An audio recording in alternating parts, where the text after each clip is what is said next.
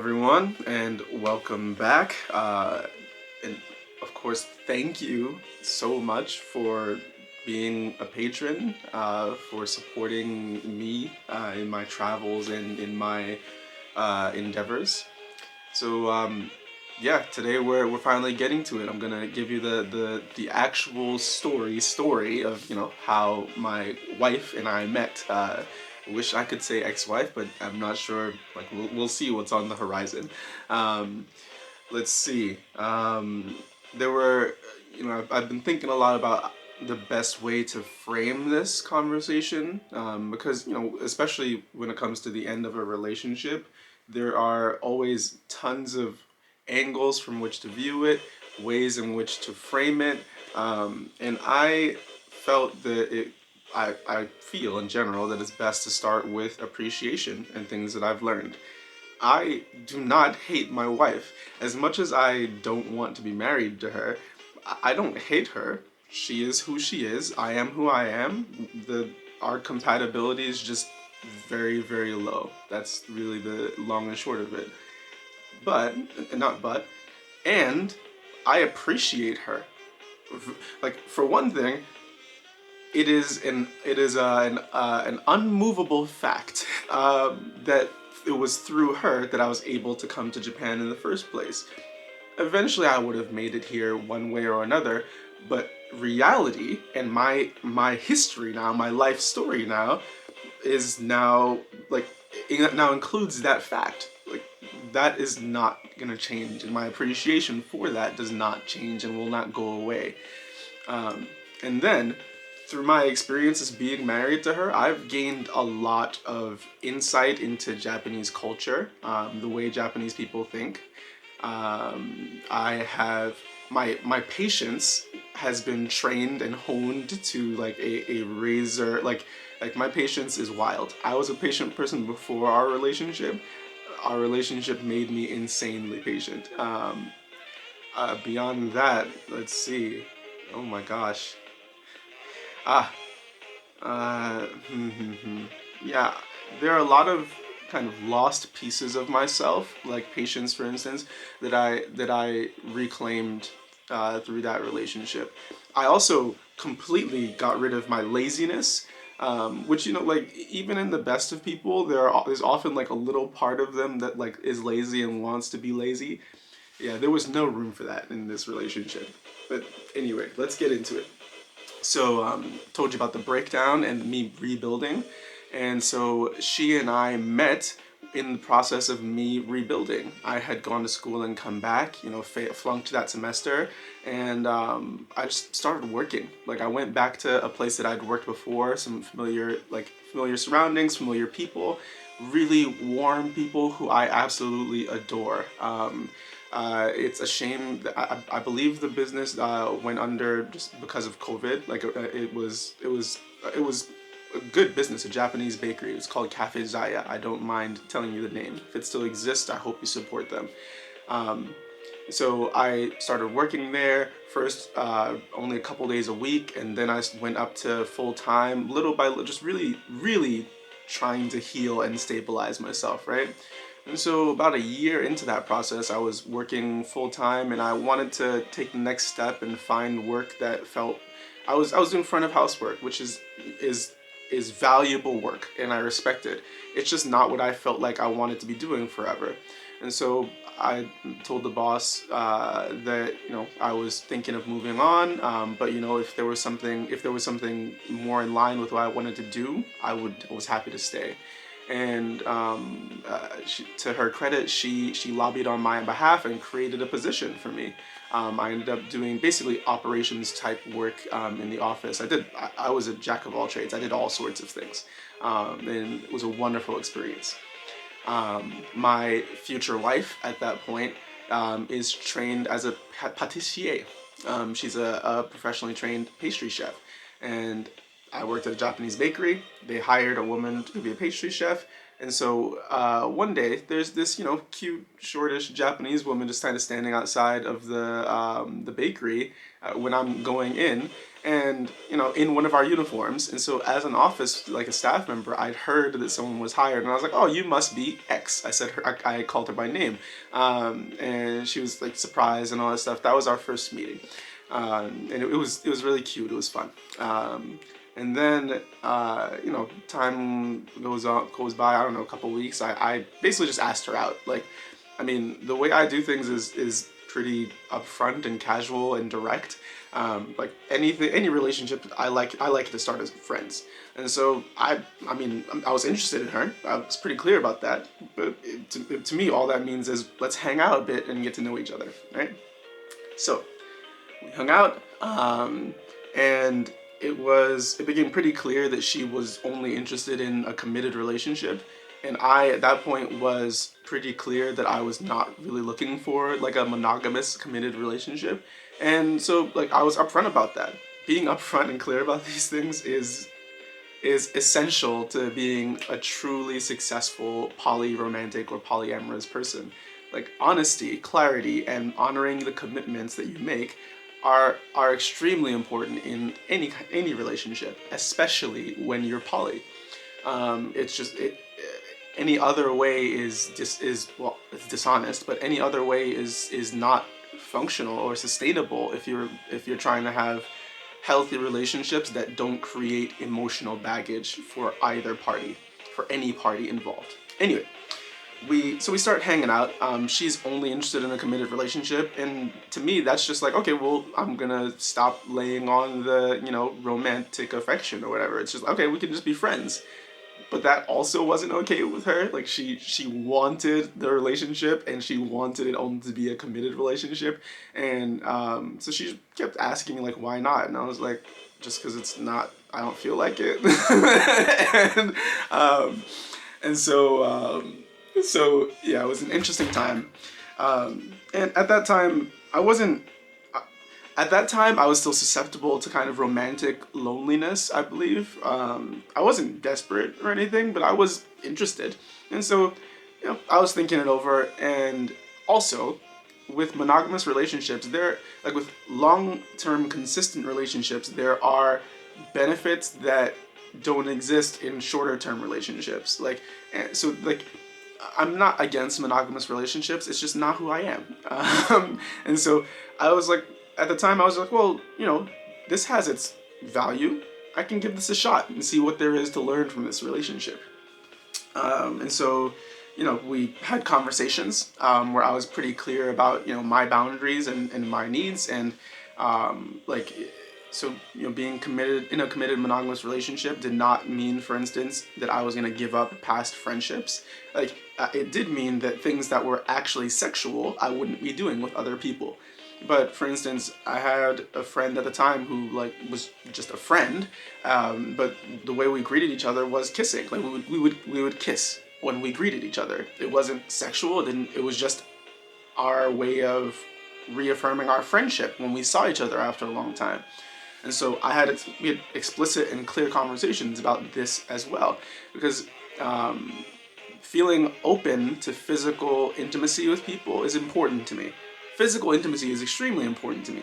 Sexual intimacy is a different thing, and that's something that I made a commitment to only do with her. That's what it meant to me to be monogamous with her, right? Anyway, so we start dating, and relationships going fine, and I'd say a few months into it, even in the beginning of our dating time, another part of not wanting to be in a committed relationship was I already had a plan to go to Japan. My timeline for going to Japan was like 7 or 8 months away, and and I was pretty clear about that.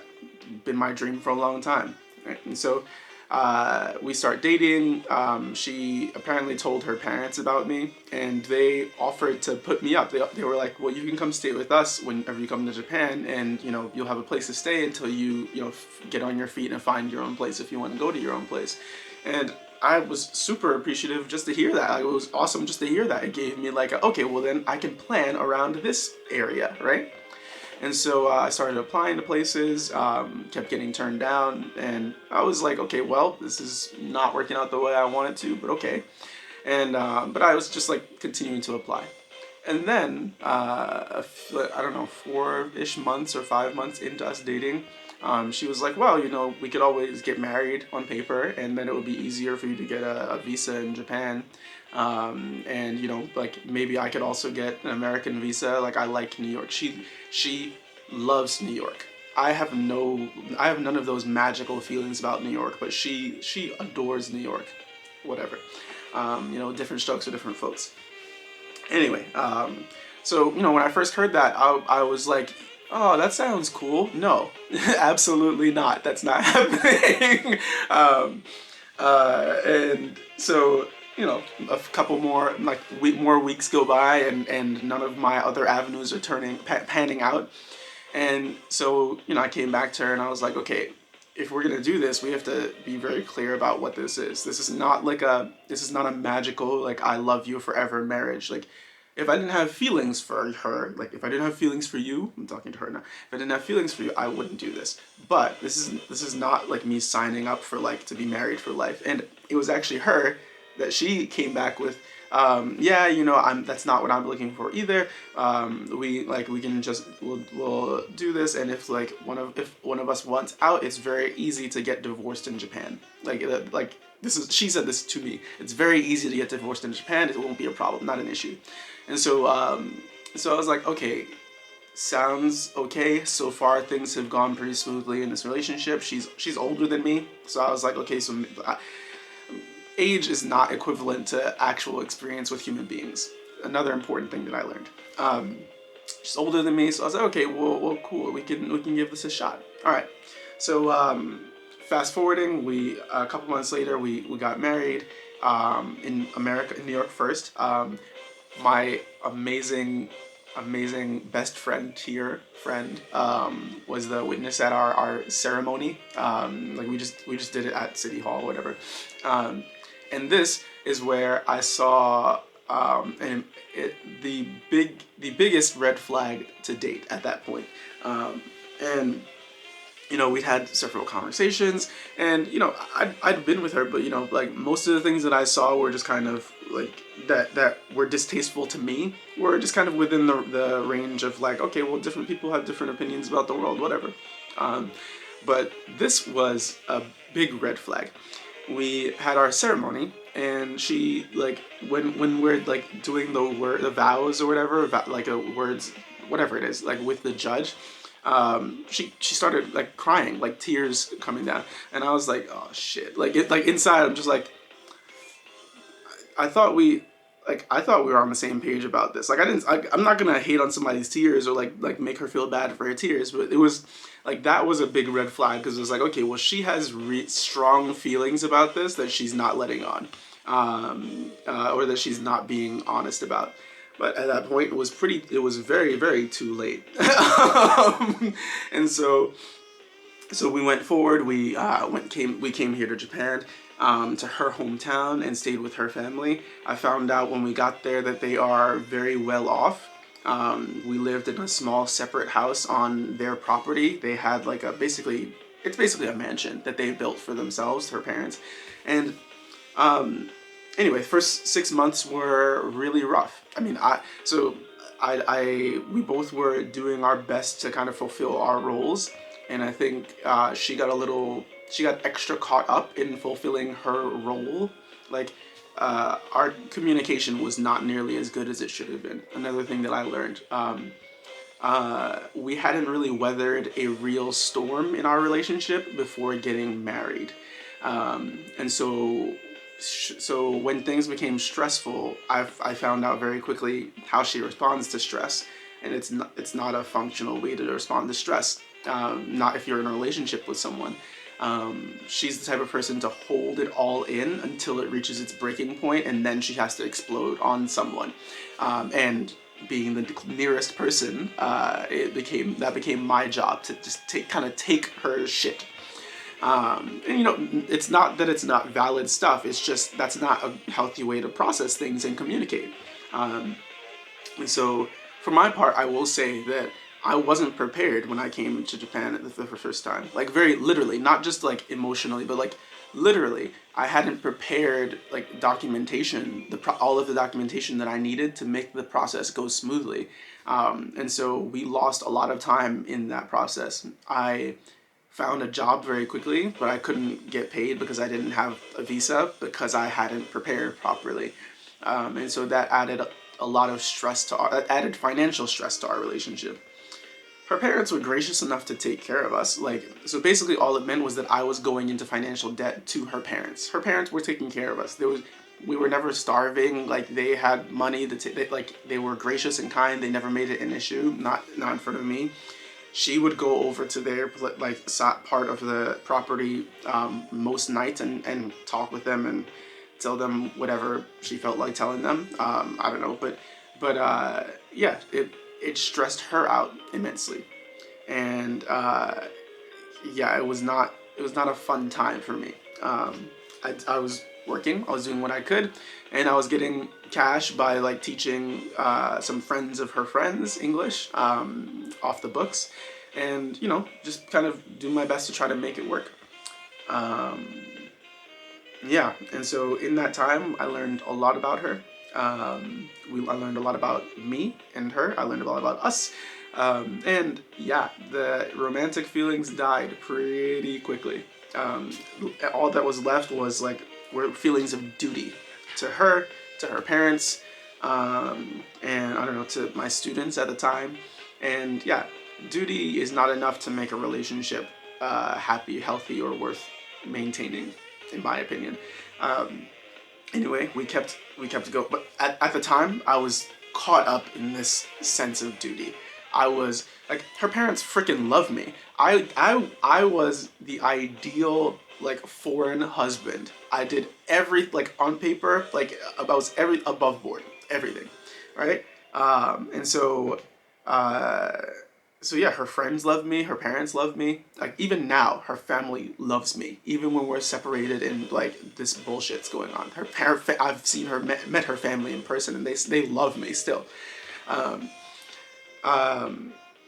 yeah, and so I could tell you stories about crazy stuff that happened, but the short version of the story is like the important thing to me is like when she also she has this habit of when she's upset and when she's like venting, she has this habit of like needing the other person to agree, like needing me to agree and be wrong and apologize for being wrong, right?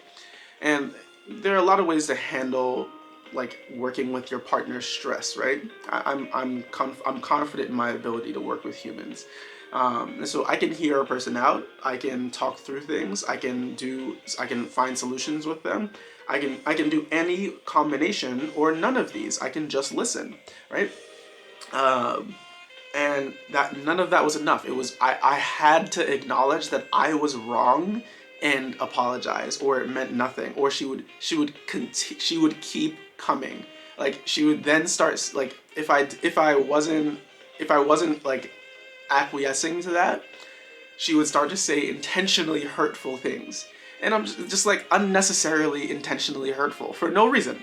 Like things that are not even related to the conversation would just start coming out because she needed me to be at like with her in anger at the same emotional wavelength and to be apologetic and say that I'm wrong. She needed that, right? Anyway, so I ended up like we would shout at each other. Like seeing myself become that person in a relationship was like my low. I hate that person, that version of me. Well, our camera overheated, so we're gonna we're gonna continue from there. That was a big low in the relationship for me. I was like seeing myself being a person who has like shouting matches in a relationship. That's a first for me. I've had successful, healthy relationships before. I will never be that person again. I'm never gonna put myself in a position to be that person again. And I guess we'll kind of wrap things up. I'll not wrap things up. There's more. So this is 2019, and I ended up having to leave the country for my visa stuff. So I went back to the U.S. and stayed with my oldest friend and her husband and their two young kids. It was a wonderful healing experience. It also happened to be when COVID first broke out. So I was stuck in the US, unable to go back to Japan, even though my visa had come through. And it was actually awesome not being able to go to Japan. I was able to regain a lot of my, I don't know, lost like self-respect and confidence that had been beaten out of me by the 6 months I lived with her. And in conversations over the phone, I made it clear that romantically this relationship is done for me. I still owed her parents money, and I had money waiting for me at the job that I was working at. Like they were gonna like pay me the money they owed me, of course. And you know, I this kind of separating and or breaking up, getting a divorce, all that stuff is best handled, you know, in person. Relationship stuff is best handled in person. I learned that like from being an asshole in high school. Anyway, she like refused to acknowledge my words basically. Like I told her like what some of my needs might be if we were going to continue and try to, you know, make it like at least make the visa stuff work for both of us, like, you know, have me go back and you know, pay back her parents and find a way to get her like apply for her American visa, all that stuff. But it would be under the understanding that we're not in a romantic relationship anymore. And one of the things that we talked about was me needing to move out. Like I might need to live separately from her because it wasn't gonna work, I think. Anyway, she acknowledged those things and she was like, okay, I see, blah blah blah. Once she actually said like, oh, okay, that's cool, but that doesn't really mean anything. And I was like, wait, what? And she was like, well, we're not talking about this in person, so none of this means anything. And I was like, no. Hear my words. We will talk in person. Also, hear my words. Anyway, so I go back to Japan eventually, finally, in August of 2020. End of August 2020. And yeah, it was there were no romantic feelings there. Like pretty like about a week, a few days into it, I asked to like sleep in to have separate rooms. Like we were already sleeping separately, like not in the same bed, but we were in the same room. And yeah, I wanted separate rooms. It was, I don't know. I thought I was trying to be as clear as possible and still make it work. I ended up like I paid back her parents very quickly. Like that was the first thing I did. I had no life. All of my money was going to paying back her parents and taking care of us, our bills and paying back her parents. That was it. And so yeah, once I paid back her parents, I started things were smooth. Like she wasn't bringing a lot of bullshit. And still I saw things about her that were just not things that I wanted to live with. But it was still okay for another year. Like I continued living with her basically for another year, even like after I didn't want to, like didn't have to, financially. And at a certain point she came to me her communication style is very different from mine. She basically so at that point all of my decisions were with the mindset of, okay, whatever I'm doing, I'm going to have to figure out how to get her visa out of this, right? And then one day she came to me and was like, hey, it doesn't seem like you're gonna actually get this visa from me, but so like if you go back to the US, like when my visa's like time limit comes up, if you go back to the US, then, you know, just like pay me back this money for X, Y, or Z.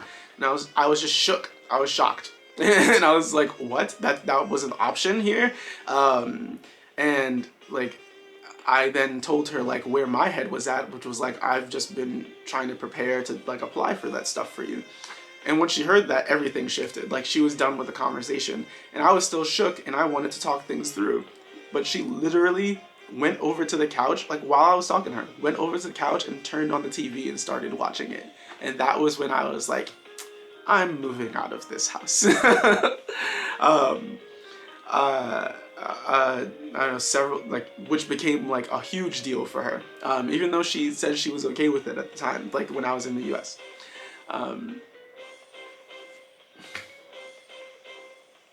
We're gonna have to figure out how to solve this overheating problem. But anyway, we're getting close to the end here. Yeah, she said she was cool with it. She was not in practice. And I later learned that she had lied about ever being okay with it. Like she said to my face in our first conversation after I moved out, that she wished she had never, if she'd known I wanted a divorce, she would never have let me leave the house. Like, just want you to think about that for a little while. Just wowzers. Anyway, so we had a conversation several weeks after I moved out. I reached out and I was like, let's meet up and talk and catch up and get on the same page. And so conversation went really well at first. And then, you know, I wanted to know where she was at. And so I asked her how she felt about our relationship, and everything that came out of her mouth was like, well, visa. And I was like, okay, cool, yeah. You know, that I realize now that that's all you've ever cared about. Gotcha. And so she asked me, well, what do you want? Like, you don't, masaka, like, you couldn't possibly want a divorce. And I was like, well, like, emotionally, yeah, I would love to be divorced from you. Like, the other part of that is, well, like, I'm still interested in and able to do the thing that we talked about. But she only heard the, like, divorce part. And she, like, luckily we're in public, we're at Starbucks, so she couldn't explode, but she wanted to. It was, I don't know, wow. And so, so she she told me she would never give me a divorce, not until I did that thing. And, you know, after that, I had multiple options. I could either go to a divorce court or, like, get a lawyer and do that, or, you know, do the visa thing. Both are expensive, both cost money. One destroys something, the paper relationship, and the other creates something. So I was like, well, you know, whatever. I might as well just give it a shot. I paid for a U.S. lawyer to consult with, and, like, I started the process. And for me, the only thing I wanted, the only requirement I had was communication. I wanted us to continue talking. Because after she told me that she had intentionally and knowingly lied to me about, like, things that, like, would have been deciding factors about me coming back to Japan in the first place. Like, how do I trust a person after that, right? I needed communication. And so radio silence from her. She would not communicate with me at all. It was 10 months. It wasn't until the next year that she actually met with me face to face. And so at a certain point I was like, yo, if I'm not doing anything for anyone who won't meet with me face to face, like, and have a conversation with me, no, we're done. And so that is basically where we're at currently. Like, there's more to catch you up on as far as who I am now and how, like, what I've experienced since moving out of the house and starting to make decisions for myself. But yeah, that's the short version. That's the short version of what happened. It's wild. You know, I guess eventually you'll hear some stories, but, like, you know, I don't want to just talk. I don't want to just talk shit about her. Like, that's not what this is about. But yeah. Presently, I recently met with her face-to-face a few weeks ago, and that was basically a 10-month gap during which she was basically, like, playing the waiting game, because I'm assuming in her mind that, like, she felt like I would come running back to her because I needed to renew my visa as a spouse, which is not the case. Like, getting into Japan is difficult. Once you're here and you have work, it is not hard to renew or change your visa. I did not need to be her spouse to stay in Japan anymore. Like, I have not needed that for a while. Anyway, but she's extremely stubborn. It's just one of her characteristics. And so we met, and I went to her. Like, I actually picked up the kind of divorce paperwork. The last one, I promise, okay?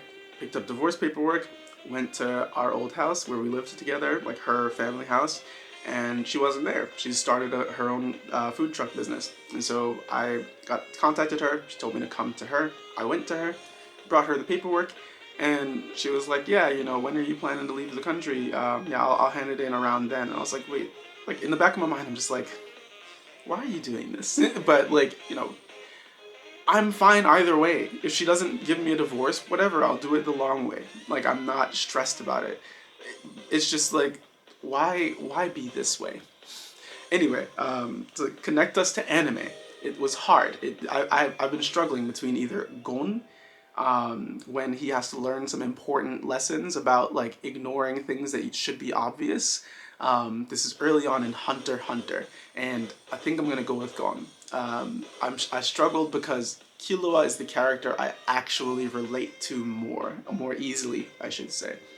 But anyway, thank you all for watching. This one was a long one. I really wanted to get most of this story out for you so that I can move on to other things, other topics. So thank you all so much, as always, and peace.